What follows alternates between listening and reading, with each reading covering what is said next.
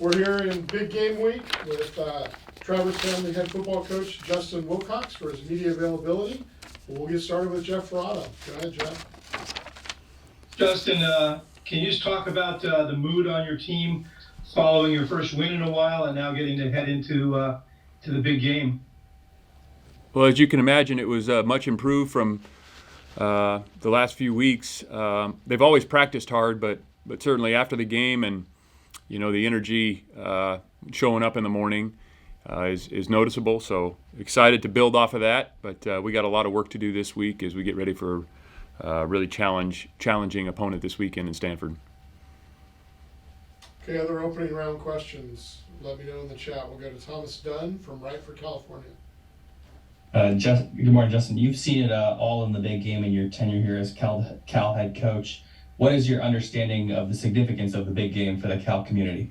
I don't know if we have enough time to maybe give it its due. 126 times the teams have lined up and played each other. So much history between the two institutions, the game, the acts, the people that have played in this game, how much it means to the communities, the alumni, the student body.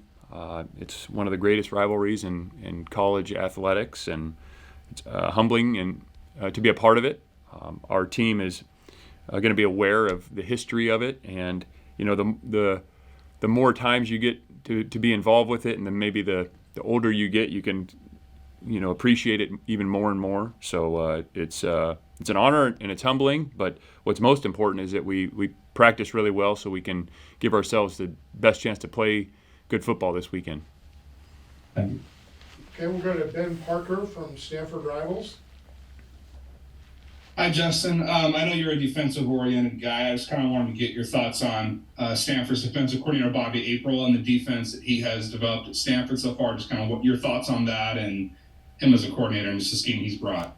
Yeah, he's a really good coach. I don't know him, but I know we have, we both worked at Wisconsin and with Jim Leonard. So there's some kind of like a lot of folks in coaching, you're usually 1 degree of separation. He's a really good coach. They're doing a great job on defense. You kind of get there's a lot of variables with the fronts and the coverages and the simulated pressures and the different zones they play. So he does a really good job. Obviously, also know Coach Gregory, who I played for and have so much respect for. I know Coach Taylor, Troy Taylor, known him a long time, a lot of respect for him, and he's a great coach. And so I know they have a very talented staff. They're really well coached, and looking forward to the matchup. Okay, we'll go to Jake Curtis from Cal Sports Report. How would you describe Stanford's offense, and are you sure you know who their quarterback is going to be?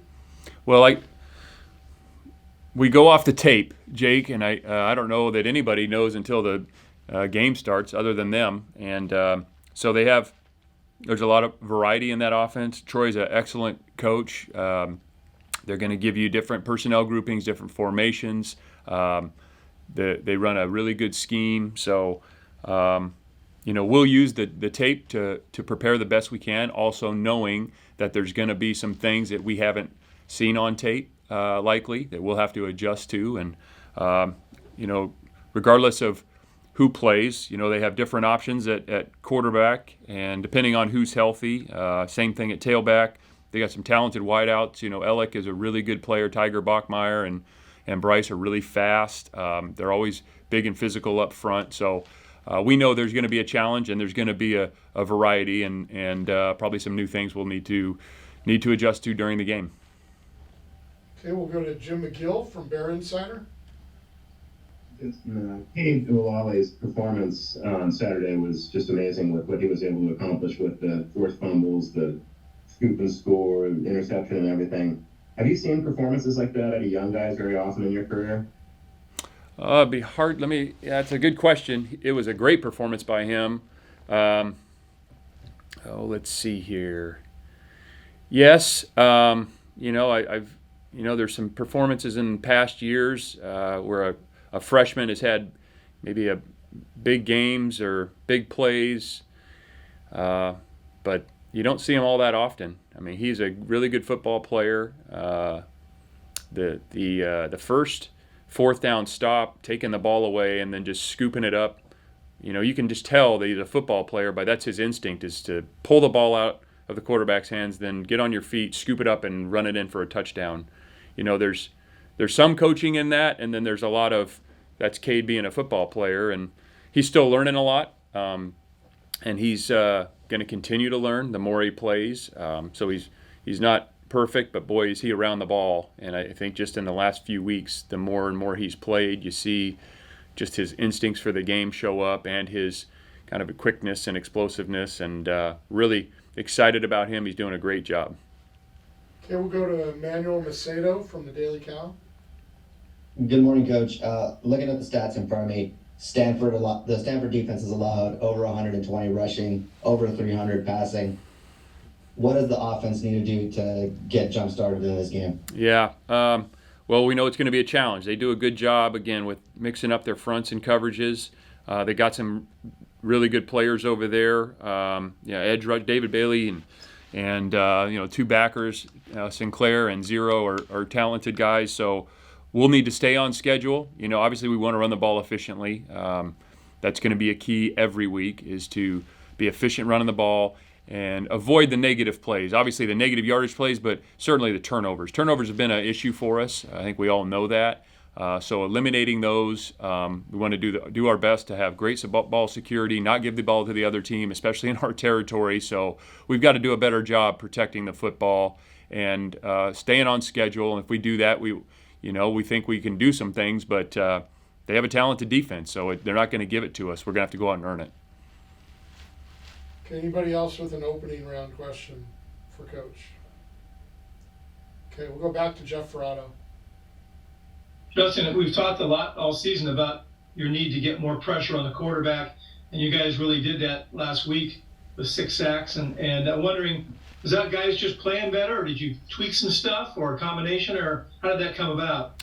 Not a lot of tweaks, Jeff. I mean, again, we had some max drop, we had some 4-man rush, we had some 5- and 6-man rush, so we had all the above. The plays that we got pressure on the quarterback or sacked him, the sacks were, if I remember right, were all 4-man or even 4-man rushes.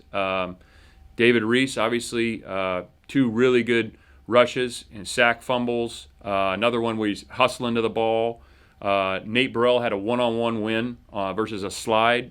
And so, I think KJ had one chasing him down on secondary contain. So things that, nothing really, I guess, unique. I mean, we change calls up like we always try to do, and try to game plan the best we can for what their offense is doing. But guys were much more effective in terms of the one-on-one wins and then getting the quarterback on the ground. And honestly, we had a couple more that we would have liked to finish. We had a couple more opportunities to finish him onto the ground last week. Didn't quite do that, so we got to take advantage of those when we get them.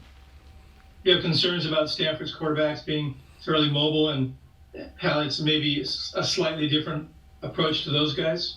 Well, anytime the quarterback's more mobile, they're harder to tackle. I mean, that's just kind of the way it works, Jeff. But we've got to be able to defend all types of quarterbacks. And if you want to play good defense, you're going to have to defend mobile quarterbacks. And whether that's the guys up front getting off a block, whether it's winning on a pass rush, whether it's secondary contain. And then once you get there, to be able to finish the quarterback and get him on the ground. And, again, like I said, we did a good job of that at times last week. And, again, had the sack fumbles, which were huge. But also a couple times where we could have finished the quarterback to the ground and ended up with even maybe 8 or 9 sacks. So we're looking to, I don't know if you're going to have the opportunity to get that many every week. We also played, 97 snaps last week. I don't know if we'll play that many this week, maybe not. But, I think it's all executing and then finishing on the quarterback when you have the chance. And can you give us an injury update, and specifically, is Isaiah Fonsie, is he ready to go? And is Sam Jackson available to be your number 2 quarterback, or is he still out? Sam will be out this week. Isaiah Fonse is kind of day-to-day at this point, so we'll see where it goes. He's a tough kid, and if he's not able to go, then there'll be some other guys that will be called upon. and Javion Thomas is still out. Yes, Javion Thomas is still out. Will he play again this year? That would be kind of a week-to-week situation between him and the sports med staff. He's back at practice. He's around. He's going to class and doing really well. So we're just glad to have him back and with the team right now. All right, thanks. Okay, we'll go to Thomas Dunn from Radford, California. Justin, in your experience both as a coordinator and head coach, do you allow your team to have a bigger chip on their shoulder when it comes to rivalry games, or do you like to corral and make sure that it's just another game when it comes to, for example, Cal versus Stanford this week? Well, Thomas, the goal is that each and every week you have a process to prepare to play at your absolute best, because you only get so many chances. The amount of time you put into football in the off season, in meetings, in practice, relative to the number of times you get to compete is really pretty amazing ratio compared to other sports. And so we want to maximize each and every week when we get the chance to play. I also want them to appreciate the rivalry. And I think it's okay to talk about it in the importance, the history, the acts, all that goes into it, because they're a part of this rivalry, and I want them to appreciate the significance and how much it means to everybody and how special that really is. So we do both, but in terms of practice and meetings and our preparation, really nothing changes because we want to do our best each and every week. All right, thank you. Okay, we'll go back to Ben Parker with Stanford Rivals. Hey, you guys have a Cardinal turned Bear on your team and Barrett Miller. I just wanted to get your thoughts on what he's kind of brought to your program this year. Yeah, man, really been an honor to have Barrett with us. He's a very, very smart, tough, dependable guy. Been great having him on the team. He's not the most vocal guy in the world, but he is, when he does speak up, man, people pay attention. He's a really, really smart guy. I enjoy visiting with him, and he's been here just a short time, but really fit in well. The guys on the team have a lot of respect for him by how he goes about his business, and I wish we just had him for longer. Okay, we'll go to Jim McGill, Bear Insider. Yeah, one guy that was not asked about was Caleb. He went out in the second half. Caleb Eulor, is he ready to go this week? Yes. Okay, we'll go to Jeff Ferrato. Justin, you obviously need to win 2 more to become bowl eligible. Does it help that you've got the big game with all the focus and the focal point that this is, that it prevents your players from thinking about winning twice just to focus on the one game? Well, I don't know about that. We know what the goal is, but the opportunity to play in the big game against Stanford and the chance to go 1-0 this week, should be enough motivation for all of us. And I certainly think I could speak for the guys, and I think they would all agree. Having the opportunity to play in this game, as I mentioned before, you only get so many chances. There's only how many times you get to play in the big game. So there is a goal, and it's okay to talk about that. But the only way to finish the season 2-0 is go 1-0 this week. So we gotta practice really well. We got to put our time in, and we got to get ready to play because they're going to be ready to play, and it's going to take good football to win.